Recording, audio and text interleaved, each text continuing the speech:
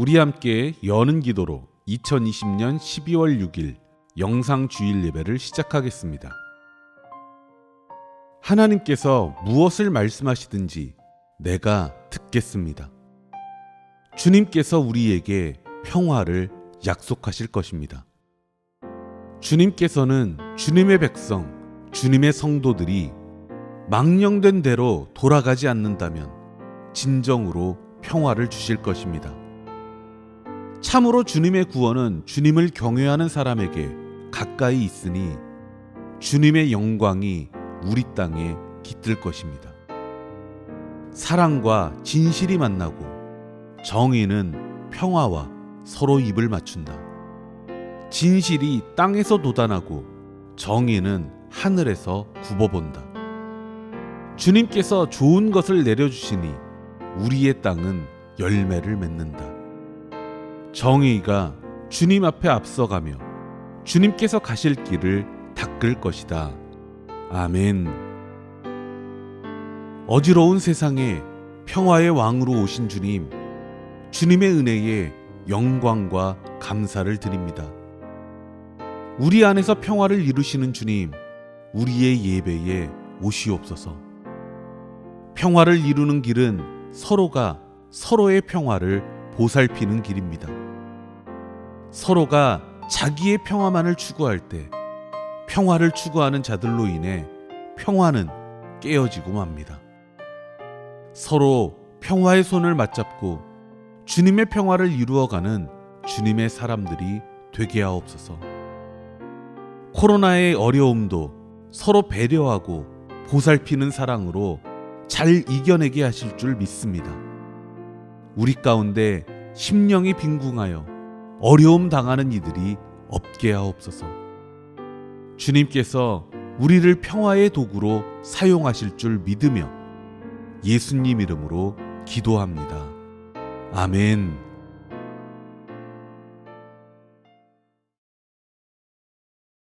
우리 함께 찬송가 88장 찬양하겠습니다.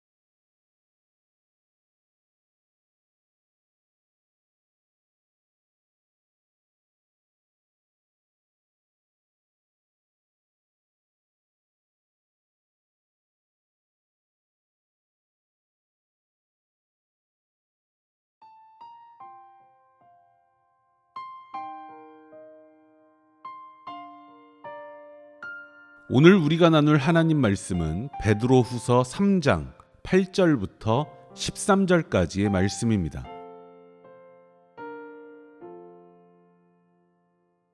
사랑하는 여러분, 이 한 가지만은 잊지 마십시오. 주님께는 하루가 1000년 같고 1000년이 하루 같습니다. 어떤 이들이 생각하는 것과 같이 주님께서는 약속을 더디 지키시는 것이 아닙니다. 도리어 여러분을 위하여 오래 참으시는 것입니다. 하나님께서는 아무도 멸망하지 않고 모두 회개하는 데에 이르기를 바라십니다. 그러나 주님의 날은 도둑같이 올 것입니다. 그날에 하늘은 요란한 소리를 내면서 사라지고 원소들은 불에 녹아버리고 땅과 그 안에 있는 모든 일은 드러날 것입니다. 이렇게 모든 것이 녹아버릴 터인데 여러분은 어떠한 사람이 되어야 하겠습니까? 여러분은 거룩한 행실과 경건한 삶 속에서 하나님의 날이 오기를 기다리고 그날을 앞당기도록 하여야 하지 않겠습니까? 그날에 하늘은 불타서 없어지고 원소들은 타서 녹아버릴 것입니다. 그러나 우리는 주님의 약속을 따라 정의가 깃들여 있는 새 하늘과 새 땅을 기다리고 있습니다. 아멘. 오늘은 우리의 정의, 당신의 평화라는 주제로 하나님 말씀을 전하도록 하겠습니다.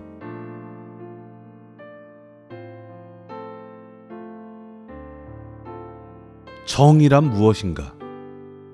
10여 년 전 한국 사회를 강타했던 마이클 샌델 교수의 책 제목입니다. 미국에서는 10만 부 남짓 팔렸다는데 우리나라에서는 2012년까지만 130만 부가 팔렸습니다. 정의는 공기와 같아서 적정한 농도가 유지될 때는 정의의 필요성을 느끼지 못합니다. 반대로 사람들이 정의에 대해 묻는다는 것은 그 사회에 정의가 희박하다는 증거입니다. 공기와 정의가 다른 점이 있다면 공기의 농도는 환경에 의해 결정되지만 정의의 농도는 사회 구성원 간의 합의와 노력에 의해 결정됩니다.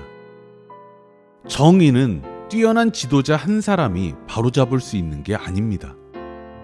그렇게 세워지는 정의는 폭력입니다. 어떤 지도자에게 정의에 대한 책임을 모두 떠넘기는 것은 그에게 독재자가 되라는 말과 다를 바가 없습니다. 정의는 보다 정의로운 사회를 만들고자 하는 사회 구성원 간의 합의와 노력에 의해서만 이루어집니다. 그러자면 우리가 추구하고자 하는 정의란 무엇인가부터 물을 수밖에 없습니다. 벌써 골치가 아파오지 않습니까? 맞습니다. 정의는 골치 아픈 토론과 논쟁, 그보다 더 치열한 합의 과정을 통해서만 점진적으로 세워집니다. 아무리 생각이 달라도 상대방의 권리와 인격을 존중하는 태도에서부터 시작됩니다. 그래서 정의를 세우는 일은 인내심이 필요하고 혼란스럽고 오래 걸립니다. 많은 사회가 정의를 세우는데 실패하는 이유는 정의를 세우는 과정을 스스로를 위해 꼭 치러야 하는 산통으로 여기지 않기 때문입니다. 골치 아픈 게 싫어서, 존중보다는 혐오가 쉬워서, 혼란이 귀찮아서, 기다림을 견디지 못해서 쉬운 길을 가기 때문입니다. 쉽게 가기 위해 오래된 잘못을 정의로 인정해버리고 그놈이 그놈이라는 양비론으로 정의를 위장합니다. 자신은 정의에 무관심하면서 타인에게 정의로울 책임을 전가합니다. 그래서 자신의 정의가 타인의 눈물이 되는 사회를 이룩합니다. 정의에 대해 묻지 않아도 되는 사회가 정의로운 사회이지만 아이러니하게도 정의를 위해 애쓰지 않는 사회는 금방 정의를 상실하고 맙니다. 그래서 우리는 언제나 그 골치 아픈 질문, 정의란 무엇인가를 묻고 또 물어야 합니다. 오늘 말씀은 예수님을 기다리던 사람들의 마음을 담고 있습니다. 예수님을 기다리던 사람들은 주께서 오셔서 하나님의 정의로 다스리는 새 하늘과 새 땅을 기대했습니다. 그들이 무엇 때문에 정의가 고갈되었다고 느꼈는지 이 자리에서 상세히 설명하지는 않겠습니다. 제국주의가 만들어내는 폭력과 고통은 몇 마디 말로 열거할 수 있는 게 아닙니다. 오늘 우리가 주목해야 할 것은 모두가 정의를 외치던 시대에 왜 정의가 질식하고 말았는가 하는 문제입니다. 당시 초대교회는 유대교와 로마 제국으로부터 공격을 받고 있었습니다. 초대교회 성도들이 겪었던 가장 큰 불의는 이들이 자행하는 폭력에서 비롯되었습니다. 그렇다면 유대교와 로마 제국은 불의를 사랑하는 자들이었는가? 절대로 그렇지 않습니다. 유대교도 로마 제국도 정의를 사랑했고 정의를 외쳤습니다. 유대교는 하나님의 정의를 외치며 초대교회 성도들을 탄압했고 로마 제국은 제국의 정의를 외치며 그리스도인을 탄압했습니다. 결국 초대교회 성도들은 정의를 외치는 자들이 자행하는 불의의 고통을 당했습니다. 유대교가 얼마나 정의를 사랑했는지는 두말할 필요가 없습니다. 그들은 늘 하나님께 정의와 공의를 구했습니다. 로마 제국도 정의로운 정신을 자랑스럽게 여겼습니다. 헥토르를 향해 정의를 외치며 달려들던 아킬레우스의 정신을 물려받았고 정의를 탐구했던 플라톤과 아리스토텔레스의 철학을 교과서로 삼았습니다. 또한 제국시대를 풍미했던 에피쿠로스의 철학과 스토아 철학은 정의를 행복의 기준이라 가르쳤습니다. 이토록 정의를 사랑했던 유대교와 로마 제국이 불의를 자행하게 된 이유는 무엇일까? 그것은 정의에 대한 사랑이 부족해서가 아니라 비뚤어진 정의를 추구했기 때문입니다. 유대교와 로마 제국은 적대적인 관계에 있었지만 그들이 추구한 정의는 동일했습니다. 그들에게 정의란 자신의 이익 그 이상도 그 이하도 아니었습니다. 유대교는 유대교의 이익을 하나님의 정의라 믿었고 로마 제국은 로마 제국의 승리를 신들의 정의라 믿었습니다. 그와 상관없는 것은 다 하찮은 문제요.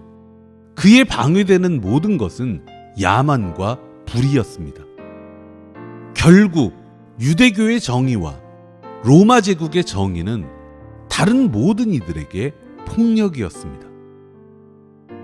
비뚤어진 정의에 시달리던 사람들은 예수님의 정의를 기다릴 수밖에 없었습니다. 예수님의 정의는 모두의 평화이기 때문입니다. 예수께서 정의의 주인이 되신 이유는 예수님만 정의를 말씀하셨기 때문이 아니라 비뚤어진 정의를 바로잡으셨기 때문입니다. 그리스도의 정의는 자기를 위한 정의가 아니라 서로를 위한 정의입니다. 그리스도의 정의는 사람들의 생각을 통제하는 정의가 아니라 다양성 위에서 피어나는 정의입니다. 그리스도의 정의는 강한 자들의 정의가 아니라 약한 사람들의 정의입니다. 그리스도의 정의는 힘으로 세우는 정의가 아니라 사랑으로 세우는 정의입니다.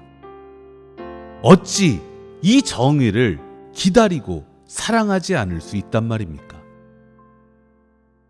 그리스도인 중에는 대강절이 아기 예수의 탄생을 기다리는 절기라고 생각하는 이들이 많습니다. 그러나 대강절은 우리가 예수 안에서 다시 태어나기를 기다리고 준비하는 절기입니다. 예수 그리스도께서 이 땅에 세우신 하나님의 정의와 평화가 우리 안에서 불꽃처럼 살아나도록 말입니다. 그리스도인에게 정의는 고민과 논쟁의 영역이 아니라 실천의 영역입니다. 정의란 무엇인가처럼 신자유주의와 공동체주의 사이에서 정의를 논쟁할 필요가 없습니다. 그리스도인은 하나님의 정의, 즉 서로를 위한 정의, 다양성 위에서 피어나는 정의, 약한 사람들을 위한 정의, 사랑으로 세우는 정의 속에서 살아가는 존재입니다. 우리가 심혈을 기울여야 할 것은 하나님의 정의 안에서 구체적으로 살아가는 일입니다. 우리의 정의가 모두의 평화가 될 수 있도록 말입니다.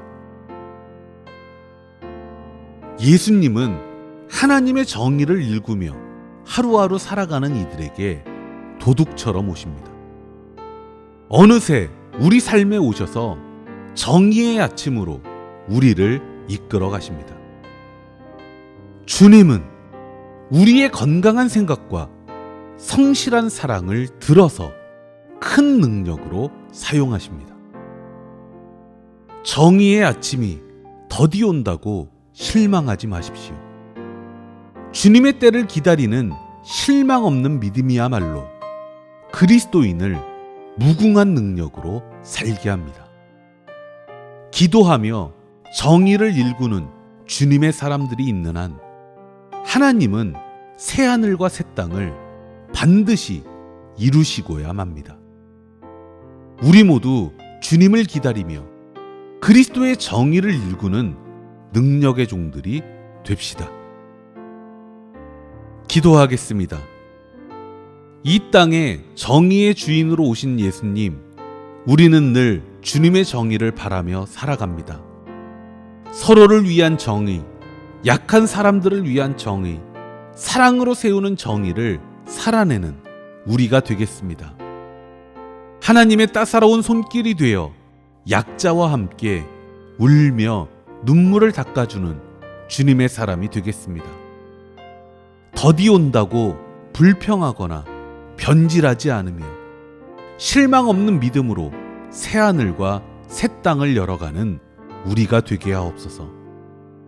주님께서 사랑의 불꽃으로 매일같이 우리 안에서 태어나실 줄 믿으며 예수님 이름으로 기도합니다. 아멘.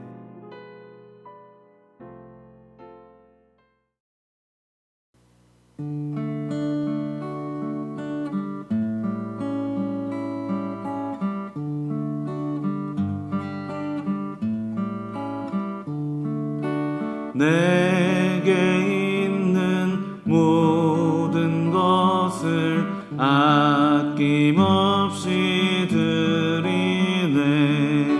사랑하고 의지하며 주만 따라 살리라. 주께 드리네. 주께 드리네. 사랑하는 구주 앞에 모두 드리네. 아멘.